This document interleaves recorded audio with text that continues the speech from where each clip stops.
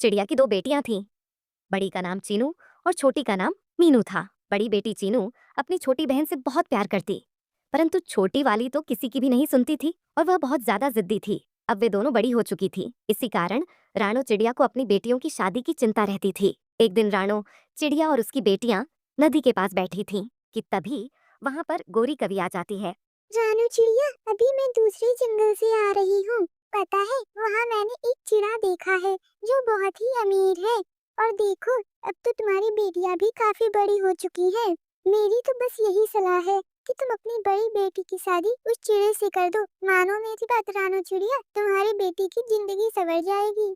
गोरी कवि, यही फिक्र तो मुझे हमेशा सताती है। अगर वो चिड़ा वाकई में बहुत बढ़िया है तो भला मुझे क्या आपत्ति होगी। उसका तो अपना सेबों का विशाल बाग है और साथ ही एक अंगूर की बेल भी। मेरी तो यही सलाह है रानू चिड़िया कि तुम बिल्कुल भी देर मत करो और अपनी बड़ी बेटी की शादी उससे तुरंत करा दो। गोरी आंटी, क्या उस अंगूर की बेल पर अंगूर भी लगते हैं? हाँ, अंगूर की बेल है तो अंगूर तो लगेंगे ही ना। गोरी कवि, तुम बात चलाओ। जब मेरी बड़ी बेटी अपनी घर की हो जाएगी तो अब मैं अपनी छोटी बेटी की भी बात चलाऊंगी और इसकी भी शादी कर दूंगी। मम्मा, आप मेरी इतनी चिंता मत किया करें।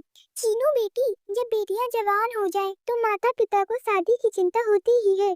अच्छा चलो, अब मैं चलती हूँ। गौरी कौवी वहां से चली जाती है और फिर थोड़ी देर में रानो चिड़िया भी अपनी बेटियों को लेकर वहां से घर चली जाती है। मम्मा, मेरी बहुत पहले की चाह है कि मेरी अपनी अंगूरों की बेल हो। आप उस चिड़े से मेरी शादी की बात करें और बड़ी की शादी आप मेरे बाद कर देना। शर्म करो छोटी, कैसी बात कर रही हो? पहले मैं बड़ी की शादी करूंगी, उसके बाद ही मैं तुम्हारी शादी करूंगी। बड़ी बड़ी बड़ी, हर समय बस आप बड़ी बड़ी कहती रहती हैं। ऐसा लगता है कि मैं आपकी बेटी हूँ ही नहीं। छोटी, तुम मम्मा को परेशान मत करो। बड़े जो फैसला करते हैं वो ठीक होता है। छोटी गुस्से में सो जाती है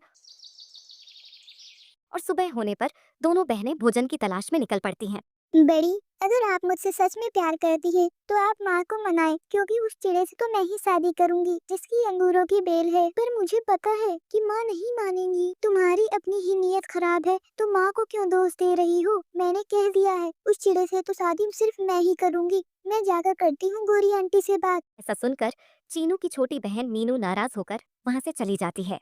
रुको रुको छोटी, कहाँ जा रही हो? रुक जाओ, मेरी बात तो सुनो। छोटी इतनी क्रोधित थी कि वह बड़ी की एक बात भी सुने बिना वहां से चली जाती है।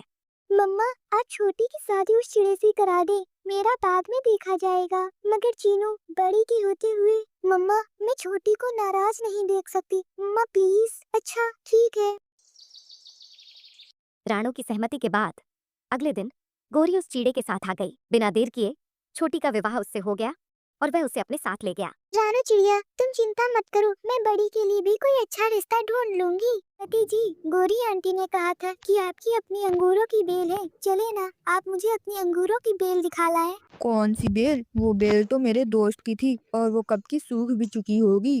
अरे, तो क्या गोरी आंटी ने मम्मा से झूठ बोला था? तुमने शादी मुझसे की है या अंगूरों की बेल से? चुप कर जाओ, कितनी फिजूल बातें करती हो तुम। 2 दिन भी मुश्किल से बीते थे कि मीनू का पति कहता है। जाओ, जाकर मेरे लिए भोजन ढूंढ के लेके आओ। क्या मैंने तुम्हें घर में बिठाए रखने के लिए शादी की थी? पति जी, आप भी मेरे साथ ही चलें, हम दोनों साथ मिलकर भोजन ढूंढते हैं। नहीं, अभी मेरे दोस्त मुझसे मिलने आ रहे हैं, तुम तभी जाओ। वहां पर 2 आवारा उल्लू आ जाते हैं।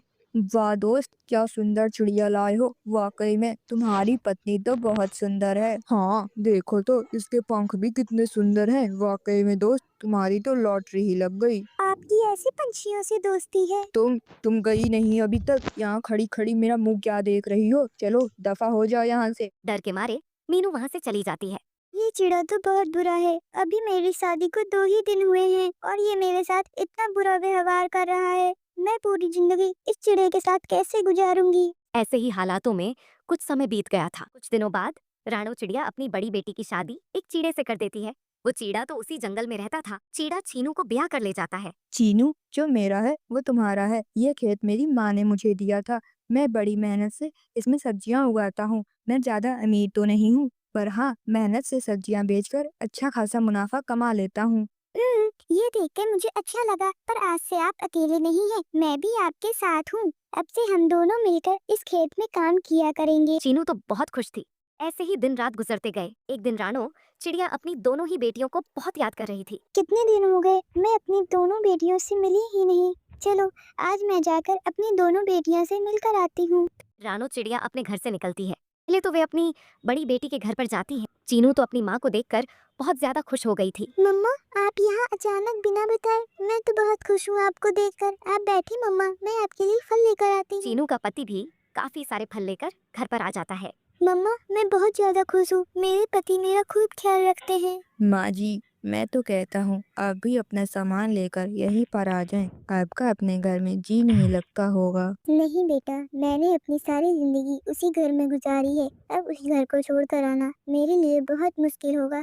चलो चीनू अब मैं चलती हूँ, मुझे मीनू से भी मिलने जाना है। मम्मा मैं भी छोटी सी काफी दिनों से नहीं मिली हूँ, चले मैं भी आपके साथ चलती हूँ। फिर चीनू और उसकी मम्मा वहाँ से उठती। मीनू तो घर के बाहर बैठी रो रही थी। क्या हुआ बेटा, तुम यहाँ घर के बाहर बैठकर रो क्यों रही हो? सब ठीक तो है ना? माँ मुझे माफ कर दे, मेरे पति मुझे रोज मारते हैं। और चीनू तुम भी मुझे माफ कर दो, मैंने तुमसे बहुत लड़ाई की है।